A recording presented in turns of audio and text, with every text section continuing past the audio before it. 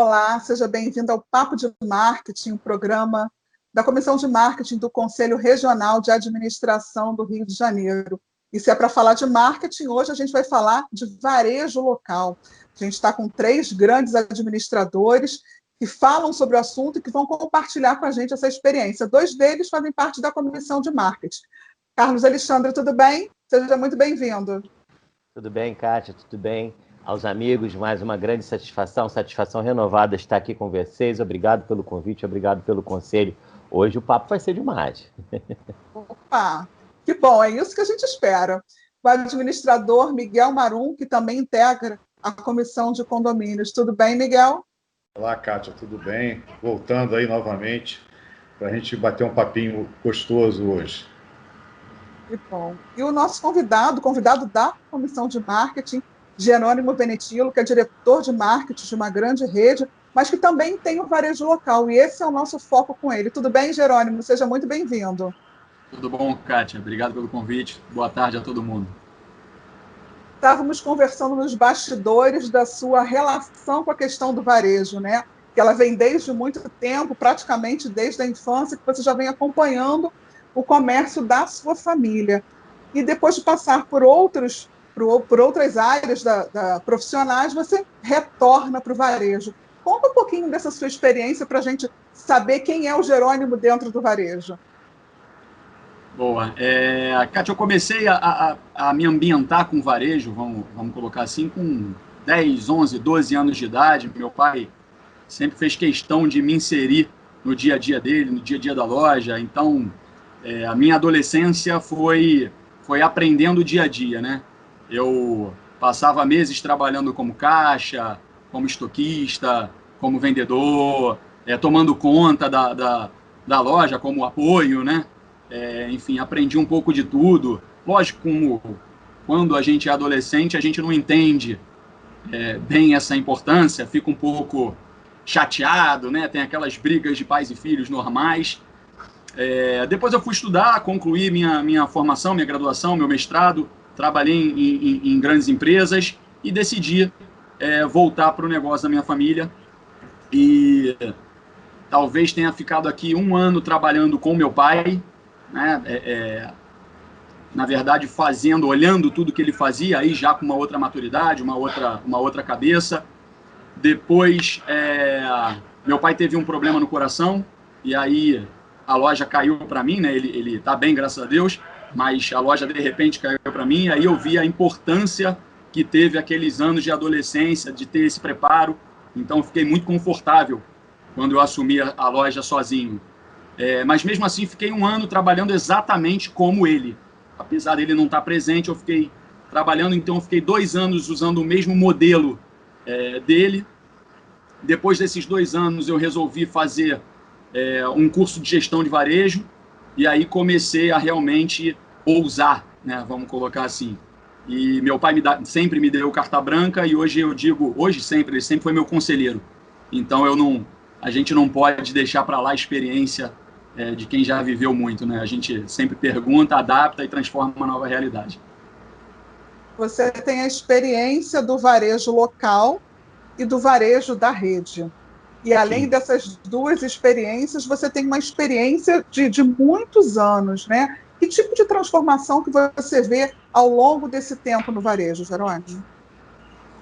Existiu uma transformação, acho que ao longo desse tempo a gente teve uma pluralização de locais.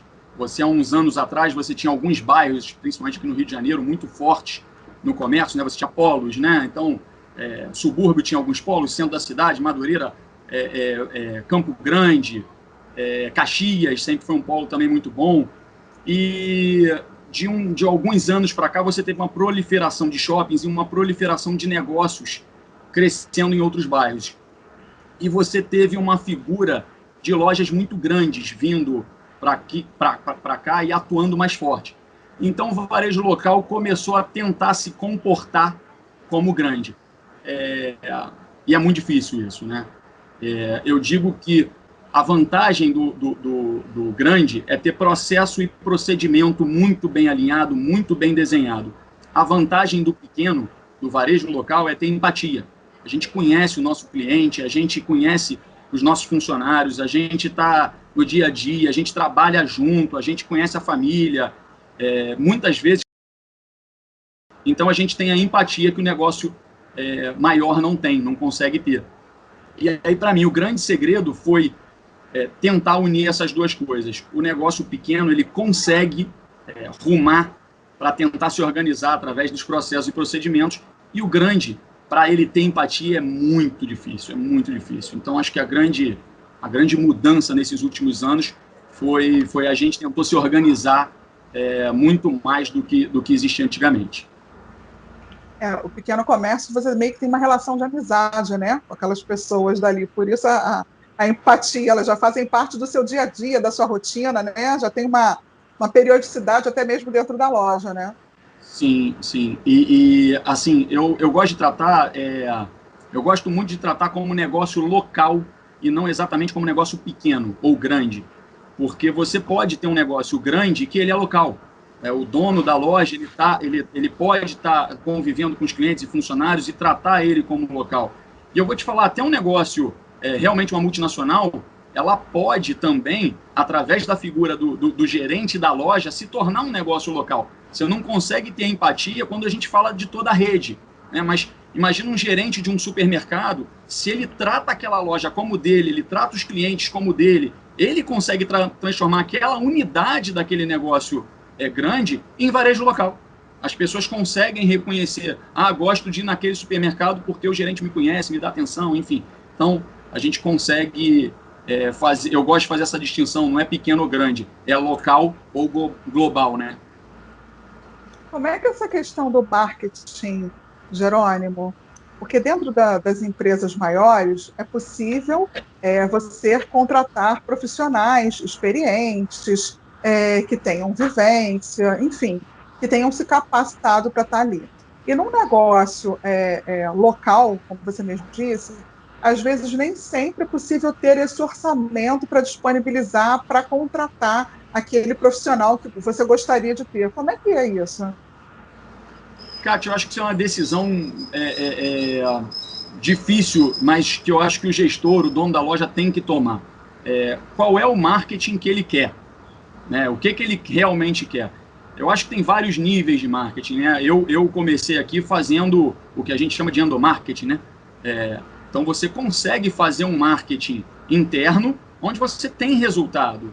E você vai, a partir desse resultado que tem, quanto mais você acredita que um trabalho precisa ser melhorado, ser profissionalizado, você vai aumentando. Então, hoje em dia, você consegue, por exemplo, fazer uma campanha de internet muito barato.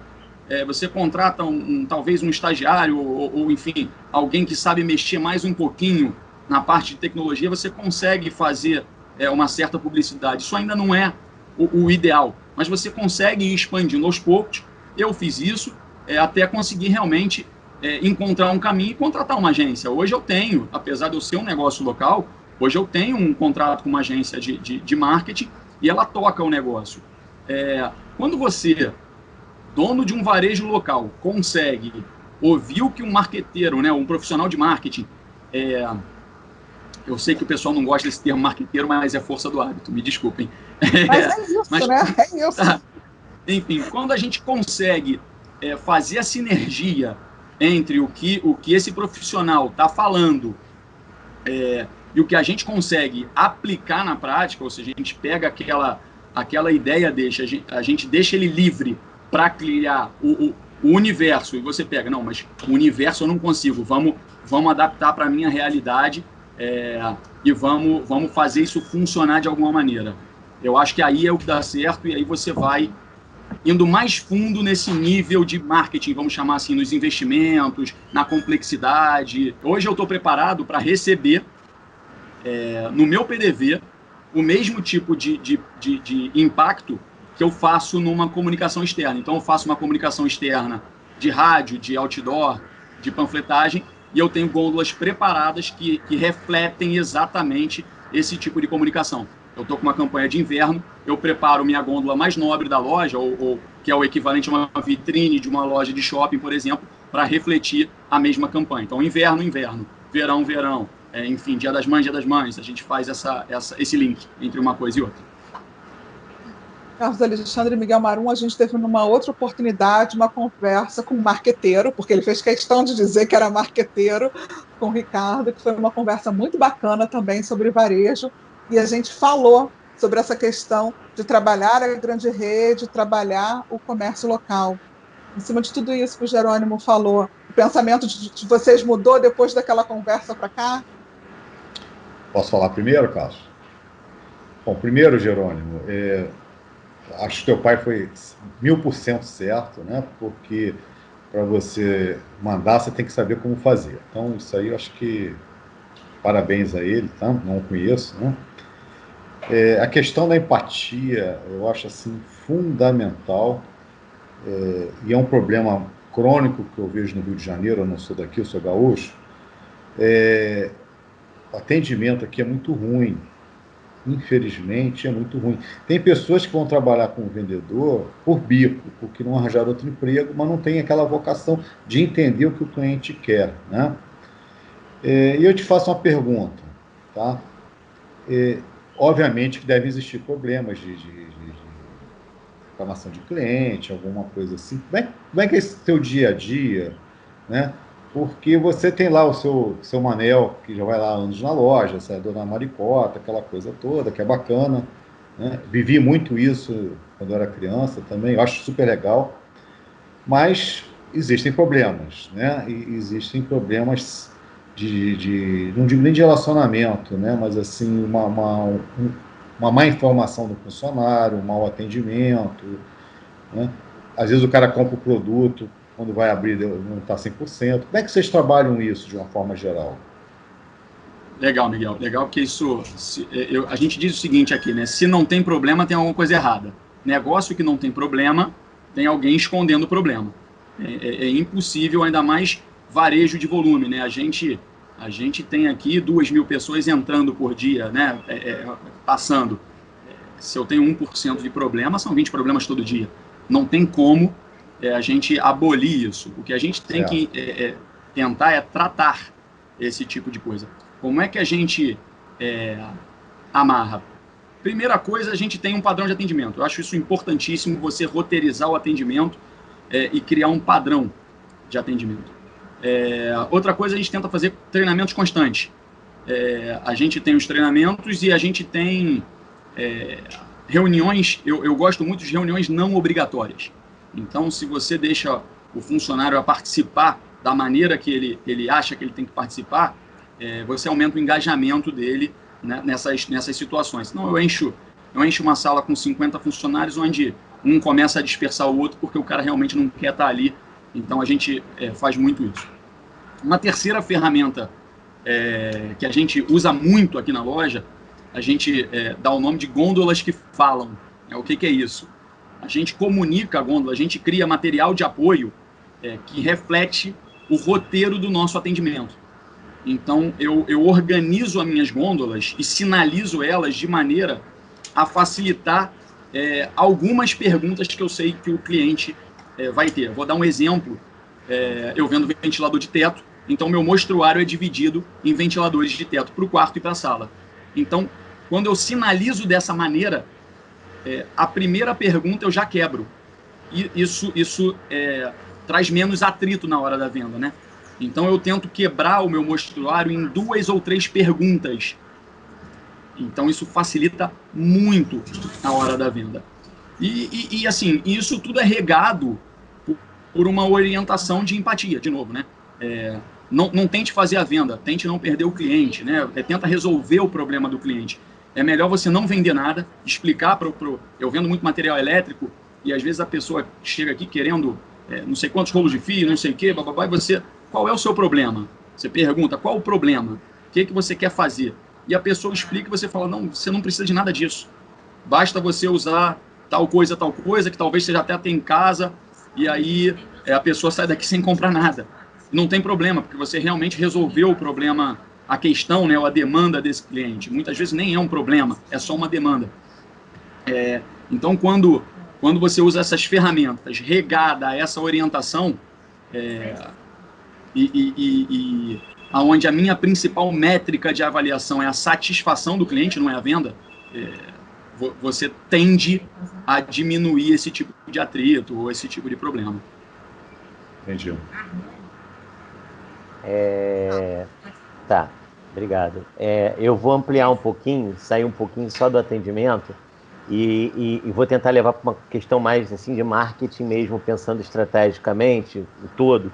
E eu sei que o Jerônimo tem muito foco aí, ele trabalha com alguns pilares básicos, né, dentro do papel dele como varejista no lugar onde ele está. Ele trabalha, ele tem uma dinâmica toda de entender o papel que ele tem, né, dentro desse canal de marketing que ele tem, desde a indústria até atender o consumidor. Então esse é um pilar de sinergia importante dele. Então ele trabalha o relacionamento não só com o cliente, né, mas também com todo o canal. E ele reforça a marca dele junto aos fabricantes e acaba reforçando a marca do fabricante também para o varejista, que dá um papel maior ainda para ele no canal, né? E isso tudo gera uma série de questões de esforço operacional para fazer isso tudo funcionar. E aí, assim, toco para ele falar sobre isso, porque isso é muito da estratégia da loja dele. Legal. Realmente é uma pergunta muito ampla. Então, vamos lá. Eu tento partir da premissa que eu só sou um agente nesse canal. Na verdade, isso é um problema de logística e distribuição. A gente tem produtores querendo vender a consumidores. O varejo serve, basicamente, para chegar aonde esse produtor não consegue chegar. Se a gente tivesse, vamos imaginar, em teoria, o futuro das impressoras 3D, né, se isso populariza, barateia, é o fim do comércio do jeito que a gente conhece hoje. A gente vai ter que pensar uma outra maneira de fazer varejo. Enquanto isso ainda não existe, eu sou um canal desse distribuidor. Quando eu me entendo como um canal, né, e eu faço chegar o produto próximo do consumidor e faço chegar também o olhar deste tipo de consumidor filtrado e devolver para a indústria, o que a gente tenta fazer é trabalhar como se eu fosse várias lojas. Como assim? Eu faço uma parceria com o meu fornecedor A, entendo a maneira que ele quer trabalhar, entendo as estratégias dele para esse mercado e uso a minha loja como um catalisador para essas estratégias. Óbvio que eu não posso fazer nada que prejudique o meu negócio, né? Óbvio que tem que ser construído a várias mãos. Então eu posso ter uma política para um fornecedor, uma política para outro fornecedor, uma política para um terceiro fornecedor. A gente consegue fazer uma parceria muito grande em termos de sinergia de pensamento. Esse é o meu papel no canal de marketing. Entender a necessidade de um lado, indústria, entender a necessidade de outro lado, consumidor, e arrumar a melhor ferramenta, a melhor prática, o melhor procedimento para ligar esses dois canais. Então a gente quebra várias máximas aqui, né? Vou tentar dar um exemplo. Eu estou num bairro popular e existe um mito que em bairro popular você só pode vender produto barato. Mas o produto é barato para quem? E aí você começa a fazer essas perguntas e você começa a modificar a maneira de pensamento. Vamos imaginar que no bairro que você só tem popular, que você só pode vender produto barato, tem um monte de dono de loja, tem um monte de médico. Aqui tem milhares de consultórios de advocacia. Enfim, por que eu tenho que vender produto barato? É muito ingênuo você achar que o cliente tem que comprar o que as pessoas acham que ele tem que comprar. Deixa o cliente escolher. Então a gente usa uma estratégia de pluralizar a oferta, ou seja, a gente apresenta vários produtos e quem escolhe é o consumidor. O slogan da minha loja é como você prefere. Quem tem que preferir alguma coisa é o consumidor, não sou eu. Eu só sou o meio dele chegar à necessidade ou ao desejo dele, que quem fabrica é a indústria. Então, eu não sei se eu fui para o ponto que você queria, Carlos, mas basicamente isso é uma maneira de me entender no canal de marketing. Outra frase que eu gosto de usar muito é: a gente precisa saber o nosso lugar no mundo. Então, eu preciso saber quem eu sou dentro desse desse mundo pluralizado, o consumidor chega com muita influência. Hoje a internet deixa ele com muita ideia diferente, a gente precisa dar o cercadinho, olha só, é isso aqui que existe, isso aqui é para você, isso aqui não é para você, isso aqui talvez a gente consiga. Enfim, essa é a minha estratégia de unificação desse canal. Então, os processos são os mesmos para os dois perfis e ele atende a todo mundo da mesma maneira dentro das suas necessidades. Isso. Na verdade, a gente tem um processo, e aí minha formação de engenharia de computação me ajuda muito a pensar dessa maneira, né? Você cria um processo único que tem variáveis. Então, você troca a variável, o processo se adapta àquela necessidade. E aí a variável pode ser o fornecedor, né, o fabricante, ou o tipo de cliente. Então, quando eu faço uma pluralização de oferta, eu mostro, por exemplo, 4 tipos de chuveiros diferentes para ele, eu atendo a 4 tipos de consumidores diferentes. Quando eu faço essas perguntas no meu mostruário que eu falei, eu estou, na verdade, criando uma lógica onde eu mapeio a necessidade do meu cliente e muitas vezes mapeio a necessidade do meu vendedor, porque o cara acha mais fácil ir para esse caminho, ir para esse caminho. Então, o que na verdade a gente faz é criar um processo com algumas variáveis, onde eu tenho vários caminhos possíveis para chegar num resultado. Fala, Carlos. Levantou o dedinho aí? Levantei, que eu queria perguntar para o Jerônimo o seguinte, que ele pudesse falar um pouquinho sobre o que está acontecendo com o varejo, com tudo que a gente viveu, a retomada que esse varejo está tendo, e queria que ele falasse o seguinte, tem falta de produto mesmo? Tem o produto, mas acabou? As perspectivas, né? Vamos fazer um pacotão aí, né? A gente viveu, acredito que a primeira vez que a gente vive a interrupção de fluxo. A gente já teve crises de várias maneiras, crise econômica, enfim, mas a de interrupção de fluxo, eu acho que é a primeira vez que essa geração vive. A gente nunca tinha passado por nada parecido com isso, e as pessoas não sabiam direito como se portar. O comércio, o varejo, no geral, ele sofreu, principalmente nos centros. Você tem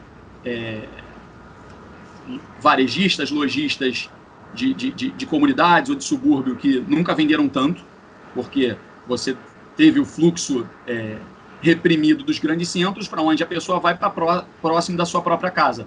Então, basicamente, pela configuração do Rio de Janeiro, você tem bairros mais distantes, né, trabalhando nos centros urbanos, então o deslocamento das pessoas são para os centros urbanos e elas consomem onde elas trabalham, porque elas trabalham basicamente em horário comercial. Quando você teve essa interrupção, as lojas, os varejos dos bairros mais residenciais, eles bateram recorde de venda. É um negócio incrível o que aconteceu. Aí, dentro da rede, eu consigo enxergar isso. Lojistas que caíram 80% de faturamento e lojistas que cresceram 100% de faturamento dentro do mesmo período de pandemia. Quando a gente passa esse primeiro susto, né, e as coisas começam a estabilizar e algumas lojas começam a voltar a funcionar, e aí dentro daquela dinâmica do mais essencial para o menos essencial, você tem uma demanda reprimida e você tem uma injeção de dinheiro na economia que nunca foi vista, né? Uma coisa de louco. E você tem um consumo muito grande. Então, sim, houve um consumo muito grande no varejo. O problema do produto é de matéria-prima. Você tem alguns centros de matéria-prima que sofreram muito com a Covid. Então, vou dar um exemplo, por exemplo, um exemplo do Chile, que é um grande produtor de cobre, e ele parou. Então, ele parou a produção. Quando voltou a produção, a China comprou a maior parte do cobre e você ficou desabastecido e o preço do cobre disparou. O preço do cobre dobrou. Então, você pega produto, por exemplo, igual fio, que basicamente ele é feito de cobre e resina, que é um outro produto que sumiu do mercado, porque a Braskem ela tem uma grande participação no mercado de PVC, né, de plástico, você tem o produto subindo 100%. Então, sim, a gente tem falta de matéria-prima, a gente tem relato de falta de papelão, porque mais de 50% do papelão usado na indústria de bem durável vem de catador, e o catador de reciclagem, né? E o catador com auxílio emergencial parou de catar papelão porque ele não precisava circular na rua. Então você teve um problema no papelão. Então são ações que a gente tem que ter por causa da pandemia, mas que geram uma consequência às vezes onde a gente não imagina. Então assim, está sendo uma época muito difícil para o varejo, essa agora, mas a gente desde lá de trás tem algumas bandeiras e quem está próximo da gente consegue reverberar isso, né? Estoque é patrimônio, tudo bem, estoque parado pode ser olhado como dinheiro empatado, mas é teu patrimônio. Então, se você empata dinheiro na bolsa para realizar daqui a 5 anos, por que você não empata em estoque e vai realizar daqui a 1 ano? Vamos entender que isso é um ativo também, não é? Tem alguns mitos que a gente pode quebrar para o pequeno varejista. Quando você está numa empresa maior, que ela trabalha como banco, ela tem outras metas, outra maneira de se comportar, aí a teoria da administração funciona, né, muito redondinha. Mas quando você vai para um negócio menor, você tem outras coisas que você tem que avaliar. Eu não sou, de novo, um Carrefour, uma Leroy Merlin, que consegue fazer pressão em um fornecedor e ter o produto na hora que eu quero. Não é assim. Então, meu nível de estoque não pode ser igual de um Carrefour, de uma Leroy Merlin. Eu preciso manter o meu estoque um pouco mais alto para, com qualquer intempérie enfim, de matéria-prima ou qualquer coisa que saia do padrão, eu não ficar desabastecido. Você acredita que os donos agora de varejo, né, de comércio, vão ver as coisas de maneira diferente? Porque, assim, em cima de tudo isso que você falou, eu fico lembrando do comércio local, de onde eu moro, de ver essas lojas se reinventando, aproveitando as oportunidades, não sofrendo nesse momento, mas aproveitando as oportunidades. Você falou a questão do estoque, que é um outro ponto de vista, né, que sempre foi muito consolidado, né, de não empatar dinheiro, mas a gente também não se desfaz das coisas, né? Então, você não quer dizer que você esteja empatando dinheiro, é um outro olhar da situação. Você acha que, de um modo geral, assim, acredito que você tenha conversa com outras pessoas que trabalhem na área, que estejam na mesma situação de você, você acredita que o olhar agora vai ser diferente? Eu ouvi uma frase. Quer falar, Miguel? Não, acaba aí. Em cima disso, Miguel? Tá? São duas, uma já passou e outra em cima disso. Deixa ele responder, depois eu entro. Eu ouvi uma frase do Boni, né, o diretor da Globo, que ficou muito tempo comandando a Globo. Eu li um texto dele que diz o seguinte: se a Segunda Guerra Mundial não modificou profundamente a maneira que a população vive, não vai ser o coronavírus que vai modificar isso. Foi ele que falou, não fui eu, só estou repassando a frase, e eu realmente acredito muito nisso. Então, assim, você achar que os varejistas, os lojistas, na essência, vão perder aquela velha prática, eu acho que não. Eu acho que eles vão se incomodar e vão buscar algumas alternativas. E aí eu acho que é um grande momento para preparação. Então, eu acho que realmente algumas indústrias que podem investir na preparação dos lojistas, enfim, o que a gente conseguir de ensino, de mentoria, vídeo, enfim, qualquer coisa, eu acho que isso vai ser muito bem-vindo. Eu acho que o varejista hoje ele vai procurar alternativa, mas eu acho realmente que ele não sabe ainda o quê. Né? Não tem um movimento muito forte de alguém falando, cara, olha teu estoque, isso é patrimônio. O cara acha que ele errou, o cara acha que ele não enxergou o que ia acontecer. Eu entendo que o pequeno, aí sim eu vou falar do pequeno varejista, não vou falar do local, ele se martiriza muito, ele acha que ele não deu certo, ele acha que ele não se preparou, ele sempre fica achando que a grama do vizinho é mais verde, e o cara o cara que construiu. Eu sempre falo, eu peguei o negócio do meu pai e continuei, quem construiu foi ele. Ele não tem segundo grau, mas ele que construiu. Eu só tô decolando. Enfim, eu acho que vai acontecer isso. Eles vão entrar num rumo de mudança, mas sem saber ainda direito para onde vai, e aí realmente precisa-se de ajuda, né, no conteúdo. Miguel, você queria comentar alguma coisa? Duas coisas. Lá para trás, tá? Você falou que você tem, por exemplo, 4 tipos de chuveiros diferentes, né, para oferecer para o seu cliente. Presumo que o seu vendedor saiba distinguir e explicar melhor cada chuveiro para o cliente, concorda? É isso mesmo? Eu desenvolvo. Sim, mas eu desenvolvo uma maneira. Ele consegue, mas existe uma ferramenta para isso. Tudo bem. Porque eu estou falando agora como consumidor, tá? Não como profissional. Tem uma loja grande que você conhece, deve ser até sua concorrente em parte, que é self-service, né? Sim. Eu já cansei de deixar de comprar coisa lá, porque ninguém sabia me explicar nada. E o consumidor, mesmo muitos que vão lá atrás do Dr. Google, né? Você tem dúvidas que só quem sabe vai te explicar, né? Então, isso é uma coisa que ajuda a vender, né? O que você falou, mesmo não vendendo, você está ganhando cliente e outros, né?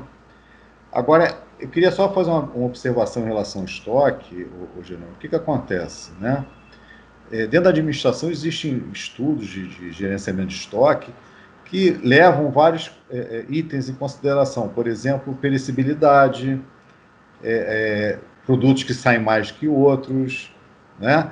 Às vezes você compra uma quantidade maior porque você conseguiu umas condições de compra muito melhores, que o cara está lá no sufoco, está precisando passar. Então, isso também ajuda muito, né, na questão de trabalhar com estoque, certo? Sim. Por exemplo, tem uma rede de mercados grande, que ela tem uma gôndola lá que está em destaque, produtos próximos ao vencimento. Então, eles destacam, botam um preço mais em conta, né? Mas está bem claro ali para todo mundo, certo? Infelizmente, os outros lugares não fazem. Então, eu acho que trabalhar com estoque, né?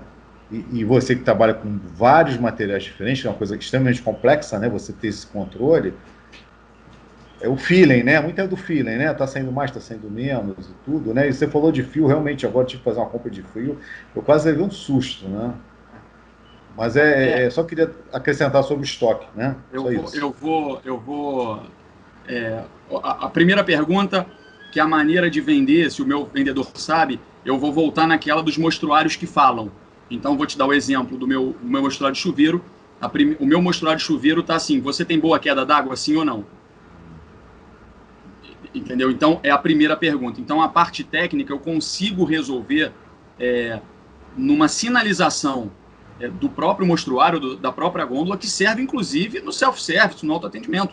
Se você preparar uma gôndola assim, você vai perder muito menos venda, mesmo que o consumidor queira comprar sozinho. Minha gôndola de lâmpada é dividida: lâmpada para banheiro, lâmpada para sala, lâmpada para quarto, lâmpada para cozinha. Mais indicada, mais forte do que a indicada, menos forte do que a indicada, baseado nos metros quadrados médio de um cômodo. Então, isso na sinalização. Eu não preciso ter um vendedor especialista para criar uma solução de venda que agrade, não é nem agrade o nome, mas que informe, né, o consumidor e deixe ele levar o que ele quiser. De novo, meu slogan é como você prefere. Você vai comprar como você prefere, mas com uma sinalização que te ajude o máximo possível. Né? Então, é assim que eu resolvo essa maneira da pluralização da oferta. A questão do estoque, o que eu coloquei foi só um olhar diferente. É muito massificado no varejo que estoque é dinheiro parado. Espera aí, vamos olhar ele como um ativo. E aí a especificidade de cada item a gente tem que tratar. Por exemplo, eu vendo tinta. Tinta é perecível. Tinta eu não posso me sobreestocar. Eu vendo lâmpada. Lâmpada é importado. Basicamente ela é indexada pelo dólar. Se eu me sobreestocar, o dólar variar para baixo, eu perco dinheiro, porque a lâmpada vai ficar muito mais barata no mercado. Então, obviamente, você tem que ter um olhar para o teu estoque não engessado e ver a particularidade de cada produto. Eu, por exemplo, nessa questão que você está falando do feeling, da previsibilidade, de novo, aí eu volto para a minha formação, A maioria dos ERPs, dos sistemas, ele calcula giro por média. A grande maioria que está acessível ao varejista local. O nosso aqui é por previsão, né? Eu faço uma previsão de demanda. Então, basicamente, você pega um ERP qualquer, você vai ver um produto que vendeu 10 em janeiro, 20 em fevereiro, 30 em março, ele vai sugerir 20 de compra, porque ele faz a média dos 3 últimos meses.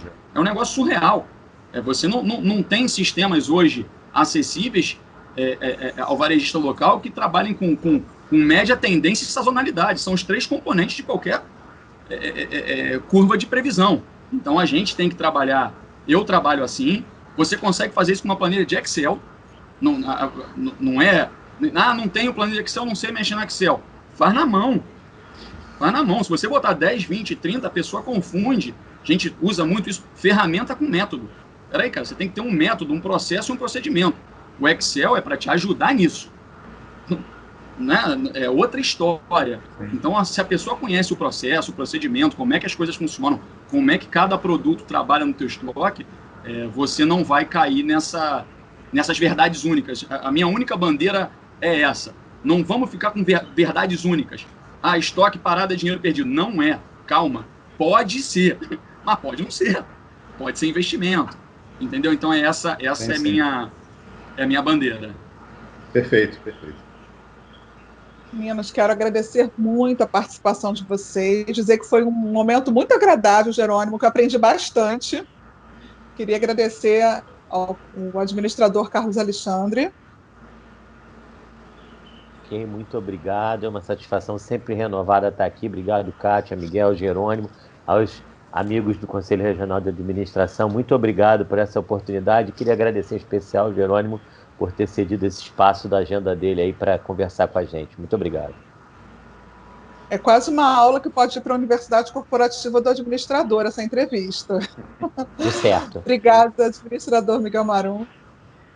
Primeiro eu quero parabenizar o Jerônimo, eu acho que foi muito clara a sua forma de agir, né? Dentro da empresa, te dou parabéns, tá? Acho que a sua tendência é sempre de ser melhor, né? Você está sempre procurando isso. Eu até gostaria de conhecer sua loja. Está convidado. Tá? Depois a gente marca aí um dia, mas muito obrigado mesmo. Foi excelente a sua performance aí. E agradeço aí, mais uma vez o convite.